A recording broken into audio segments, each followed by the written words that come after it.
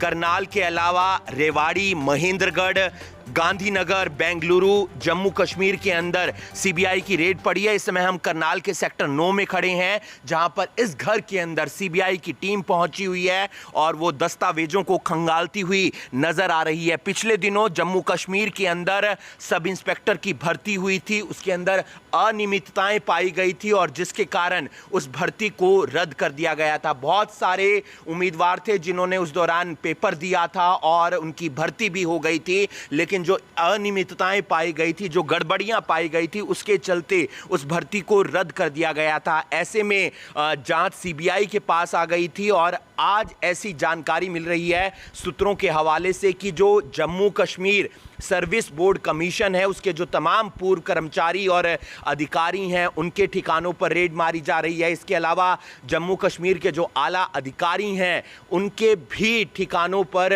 कई जगह रेड लगी है ताकि दस्तावेजों को बरामद किया जा सके, ताकि पुख्ता जानकारी जुटाई जा सके। इसलिए करनाल का भी शायद कोई संबंध हो सकता है, इसलिए सीबीआई की जो टीम है वो करनाल में पहुंची है, हरियाणा के महेंद्रगढ़ में भी पहुंची है, रेवाड़ी में भी पहुंची है और इसके अलावा जम्मू कश्मीर में रेड हो रही है, गांधीनगर में रेड हो रही है। ये ऐसी 33 जगह है जहां पर सीबीआई की तरफ से रेड की जा रही है ताकि जो जम्मू कश्मीर के अंदर सब इंस्पेक्टर भर्ती घोटाला हुआ, उससे जुड़ी हुई जो तमाम जानकारियां हैं, तमाम दस्तावेज हैं, वो बरामद किए जा सके और इस मामले में अच्छे से कार्रवाई हो सके। मौके पर घंटों ऑपरेशन के बाद विस्फोटक को डिफ्यूज कर दिया गया है। पुलिस मामले की जांच कर रही है ताकि इसके पीछे छुपे लोगों को बेनकाब किया जा सके।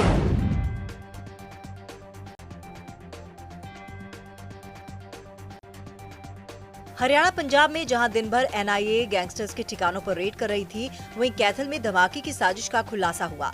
कैथल के तीतरम थाना के नजदीक देवबन कैंची में घंटों पुलिस का पहरा रहा। ना किसी को वहां से आने जाने की इजाजत थी, ना कोई वहां ठहर सकता था, क्योंकि पुलिस की भारी सुरक्षा के बीच यहां पूरे 4 घंटे तक धमाके की साजिश को नाकाम करने का ऑपरेशन चला है।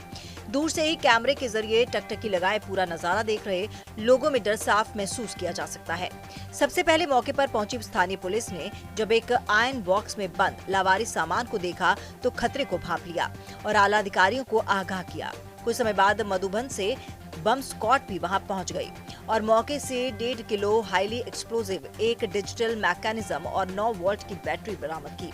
धमाके का ये सामान यहां कैसे और किस साजिश को अंजाम देने के लिए रखा गया था, इसका खुलासा अभी नहीं हुआ है, लेकिन राहत इस बात की है कि पुलिस और बम स्टॉक ने मिलकर इस साजिश को नाकाम कर दिया है। करीब 4 घंटे चले ऑपरेशन में टीम ने विस्फोटक को डिफ्यूज कर दिया और उसके बाद में ये पाया गया कि मौके पे इसमें करीबन 1.5 किलो के आसपास हाई एक्सप्लोजिव सामग्री थी और उसके साथ में एक इलेक्ट्रिक डेटोनेटर, एक मैकेनिज्म, 9 वोल्ट की बैटरी, एक आयरन बॉक्स जिसमें कि मैग्नेट नीचे लगे हुए थे, ये इसके अंदर पाया गया। अभी फिलहाल ये है कि मौके पे हमने इसको विस्फोटक सामग्री को डिफ्यूज करने के बाद में कब्जे में ले लिया है। उसके बाद में आगे उसके बारे में एफआईआर दर्ज की जाएगी और आगे कार्रवाई। एसटीएफ की टीम ने आसपास में सर्च कर साजिश से जुड़े और सुराग ढूंढने की कोशिश की और पूरे इलाके की तलाश के बाद तसल्ली की। विस्फोटक के डिफ्यूज होने के बाद राहत की सांस ले रहे स्थानीय लोगों को खतरा भले ही टल गया हो, लेकिन पुलिस का काम अभी बाकी है। पुलिस उन चेहरों की तलाश में है, किसी साजिश के तहत बड़े धमाके को अंजाम देने की फिराक में थे।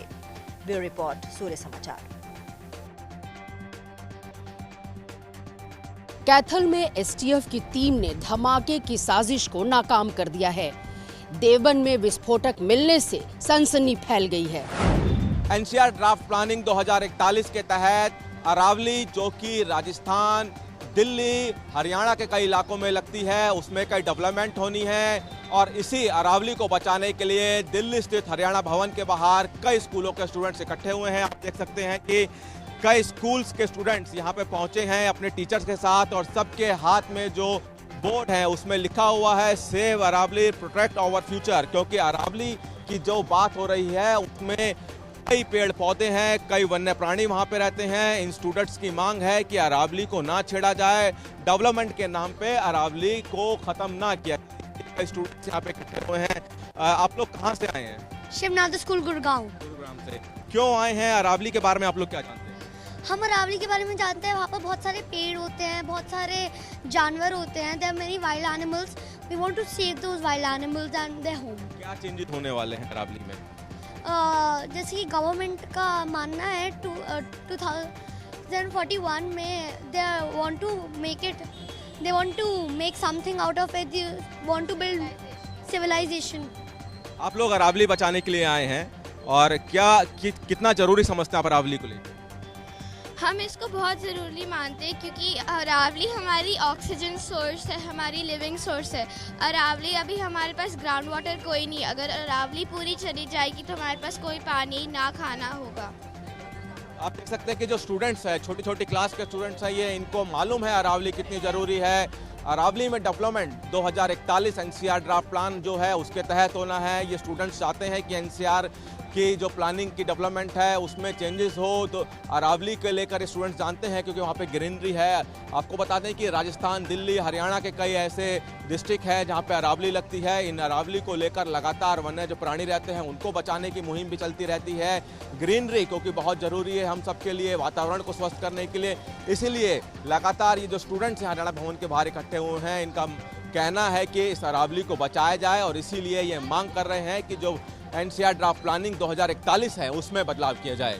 दिल्ली से सूर्य समाचार के लिए विनय सिंह। राष्ट्रीय जांच एजेंसी यानी एनआईए ने सोमवार को देश भर में करीब 50 जगहों पर छापेमारी की।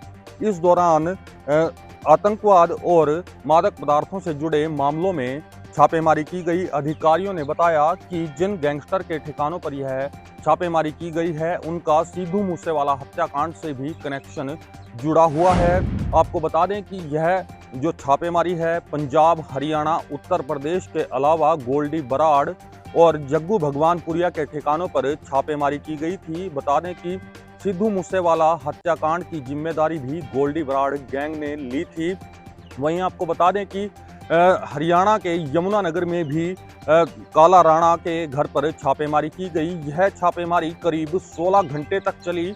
इस दौरान एनआईए की टीम ने परिवार से करीब 16 घंटे तक पूछताछ की। वहीं और काला राणा के पिता जोगेंद्र राणा को भी एनआईए की टीम अपने साथ ले गई। वह कई मामलों में पहले से ही वांछित था। वहीं आपको बता दें कि काला राणा जो है दहशत की दुनिया में एक बड़ा नाम कमा चुका था।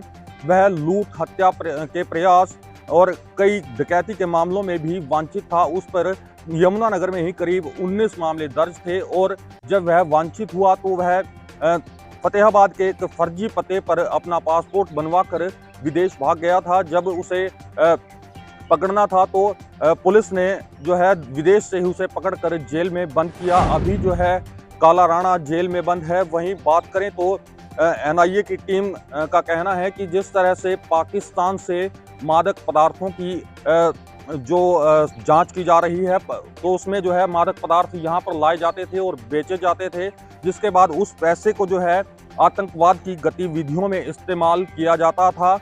हालांकि फिलहाल जो है एनआईए की जांच अभी जारी है।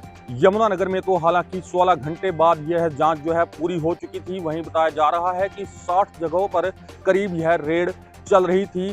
फिलहाल देखना होगा राष्ट्रीय जांच एजेंसी इस रेड के बारे में पूरा क्या खुलासा करती है।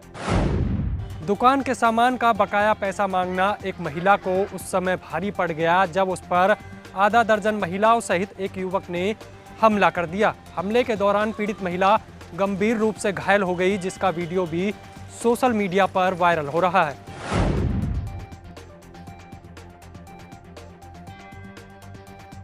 पैसों के आगे ना इंसान की कीमत है ना इंसानी जान की। तभी तो पलवल में कुछ महिलाओं और एक युवक ने मिलकर एक महिला को इस कदर पीटा कि महिला बेसुध हो गई।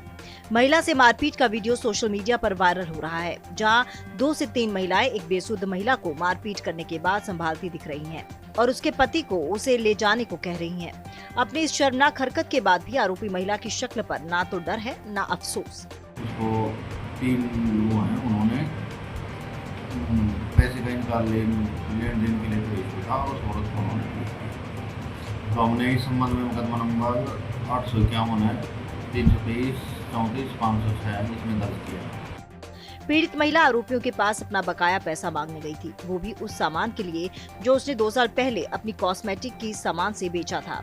लेकिन बेईमानी की नीयत लिए बैठे आरोपियों ने महिला और उसके पति को अपनी दुकान पर बुलाया, फिर पैसे देने से इनकार किया।